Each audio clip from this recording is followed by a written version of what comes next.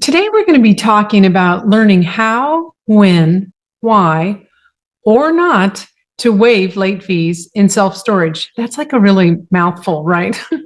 We're going to talk about strategies for effective fee management in storage.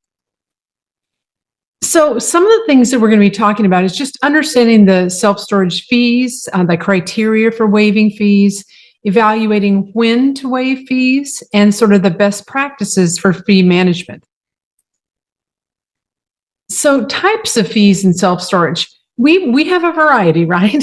We have our administrative fees. Lots of people charge those now as opposed to a deposit.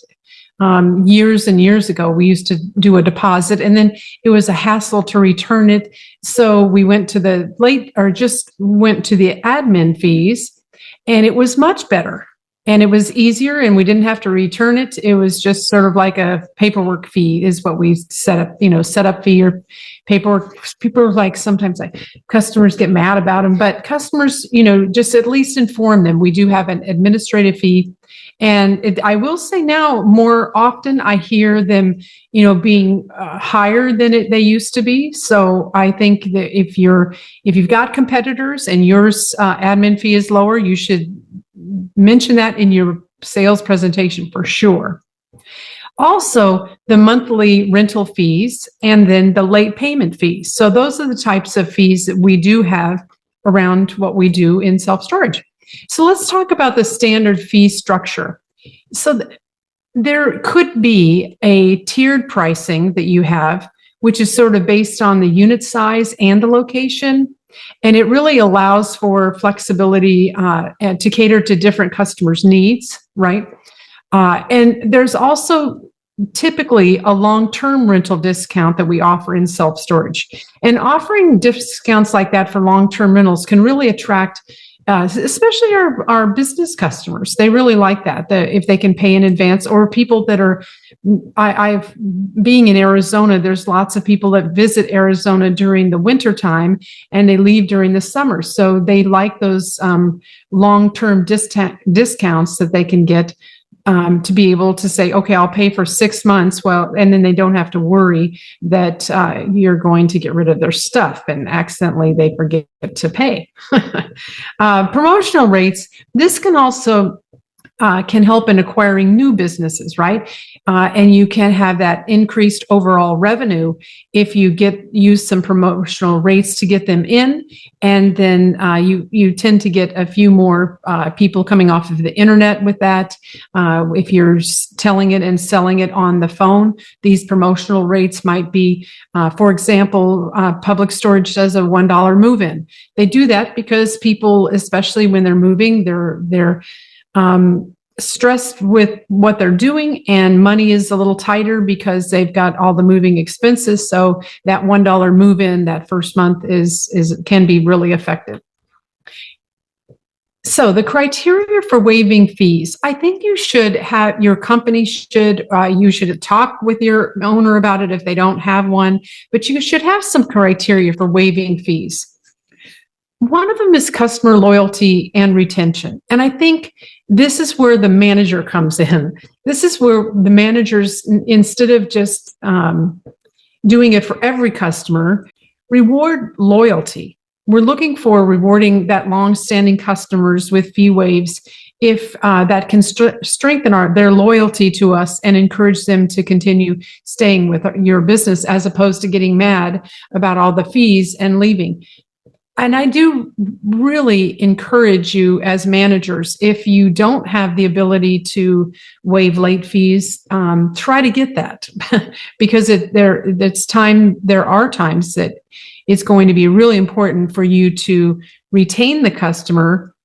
And to retain them, you have to sometimes be able to give something away. And that helps really the stability of the store and the profitability of the business altogether. Also, there's special circumstances and hardships. we do have basically empathetic fee waives. That's eliminating the fees during financial difficulties. That happened for sure during COVID. We had a bunch of that going on. Some also areas where they legislated it, where you couldn't do, excessive fees or going up on rates and things like that. So, but it does give, it cultivates trust with the customer when you are empathetic with them and help them. Encouraging goodwill, it's really a positive way to, if you're allowing your managers to give in unforeseen situations, and again, that gets goodwill with your customer, and it increases the customer loyalty to your brand, your company, your managers. Also, the temporary fee waives, that sometimes is implemented during disasters. We've seen a lot happening now as I'm doing this webinar. There's flooding around the country. There's all kinds of things happening. So sometimes it's implemented by the state. California had that with some fires. They're saying, hey, be careful with customers that have been affected by the fires. And so again, it's a goodwill, I think, and there's certain situations where there is a hardship for the customers. The other thing about this is you really need to make sure you follow your state's lien law, because when you're assessing fees, you don't want to assess them prior to when they are supposed to occur or should occur based on your lien law. So if it's 10 days late, or it's whatever the date is, the 25th date, you might do a pre-lien. There's a formula that you should follow for your fees. So you want to check the customer's history also. I always like to do that, especially if I'm in the office and I don't really know the customer. I want to just look at understand their payment trends. Years ago, I had an older lady that she didn't get her Social Security until like the 14th that arrived. And she even brought in, her envelope, and she showed us, they sent it out on the 1st, but she never got it until like the 14th at her house. So we just changed her due date, and we were on 1st of the month, but for her, I said, you know what, I can fix that in the software and we can make that happen. So you also need to analyze customer retention. If you can keep customers longer just by, even with businesses or, for things like I just explained, those are really important things to do for customers, and it will usually get you a lifelong customer. Also evaluate that fee waiver choices, the insight from the customer, the interactions that inform, of the fee waiver decisions. So watch those. And I tend to look especially when I'm going through auction, getting ready to do auctions, like, well, how many times did we void their late fee, or we try to help them out, and showing some goodwill there. I always like to look at things like that. So keep the history and keep the good notes on this kind of information. You also want to consider the competitive factors, because competitor practices do affect you. So analyzing the competitors' practices, especially when you're waiving late fees, and it's really good for understanding your market dynamics too. If you know what your competitors are doing, you can kind of keep up with them, or maybe do better than what they're doing. Understanding competitors allows you to better position your facility in that good market landscape, right? And inform strategies. Customers' insights can guide us to develop effective strategies for tailoring your facility's strengths. And I think I will say this: I have had storage properties in very difficult economic areas, and I've had some where people rolled up in their Rolls Royce. So it's and sometimes the Rolls-Royce people were some of the biggest complainers, and some of the people that were destitute just paid the late fee. But try to, know your market and know, what, and consider those as factors when you're assessing your late fees. You also want to have really clear communication of policies. The importance of transparency is really critical, because you want to have clear policies about the rental process and when so they understand the costs, and it really reduces the confusion from the customers if they know, hey, if you must pay before the 10th, or there will be the late fee, or if it goes on the 10th, you need to say you need to pay before the 9th, because on the 10th the late fee is assessed.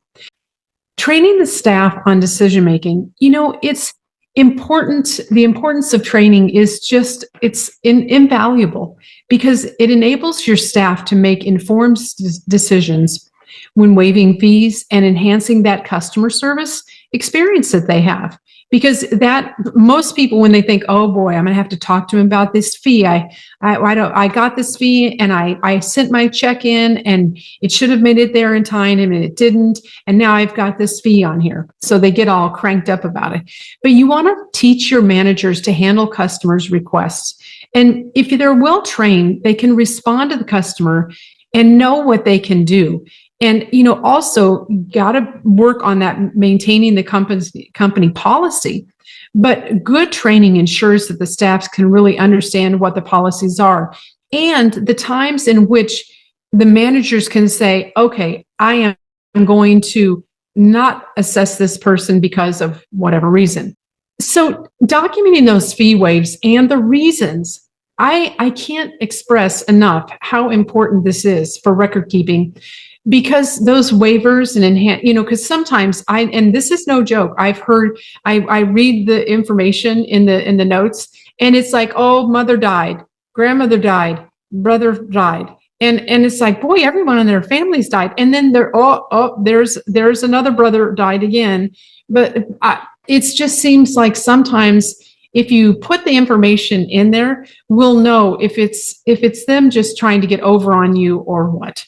So, but that data really makes for good future decisions from other people, because if you document, when every time you do a fee waive in the software, it really helps down the line. How many times are you going to do this before you have to say, either like for the older lady that was, we changed her due date just because it was just easier to do than to try to figure out every month that she was going to be late. Successful fee waiver scenarios. I think there are times where you should waive late fees. And first off is just to have a better customer satisfaction. Case studies will show that fee waivers can significantly enhance the customer satisfaction and reduce, by the financial pressure that they have. It also builds loyalty to you, especially for the managers who can waive late fees, especially in a critical need that the customer says, talks about. And it leads to repeat business too. So those long-term relationships with customers are really important. And it really reduces the likelihood of the customers writing a bad review, because when you look at a lot of the reviews, many of them are about the late fees. In fact, I'd say most for the larger companies, the public companies, most of them are about how strict they are with the late fees, and no free rides at all. So think about positive decision-making outcomes, thoughtful decision-making around fees. And when you get together with your owner, your supervisor, ask them, what are the situations where I can feel good about giving this away and not getting in trouble myself? So it is better to ask than to find out later. There are some mistakes we can make. Inconsistency policy application. It can create confusion and operation challenges with organizations. The lack of documentation, managers that don't, put in the software, that they waived someone's late fee, and then someone else comes along and said, hey, I waived it last time. Well, yeah, but nobody put anything in there, so I waived this one. That's why they got two waives. And it's sort of that lack of documentation leads to misunderstandings, even more so within the office than with the customer. But it does give operational challenges also. Mistakes can lead to significant operational challenges that affect efficiency and the quality of service that we give to customers. So the more that you document, the better this is going to be for the customer and for the other people working in the office. I guess lessons learned from experiences. Refine your fee management strategies and analyze the industry experiences, especially that allows businesses to enhance their fee management strategies effectively and avoid common pitfalls. And that's learning from others' mistakes, other companies that when you, again, look at some Public Storage's reviews, almost all of the complaints have been about late fees. Some on overlocking, and which is again a late fee issue. They were overlocked me again, or they didn't take off the overlock when they should have after I paid. It also brings up other issues like that. So thank you so much for watching this presentation. Again, my name is Carol Mixon. I'm with SkillCheck. If you have any topics that you would like us to tackle for you, if you would, and we have a whole lot of things that you can watch on YouTube, but we're open to suggestions for any other ideas that you have for webinars. So happy renting and enjoy your day.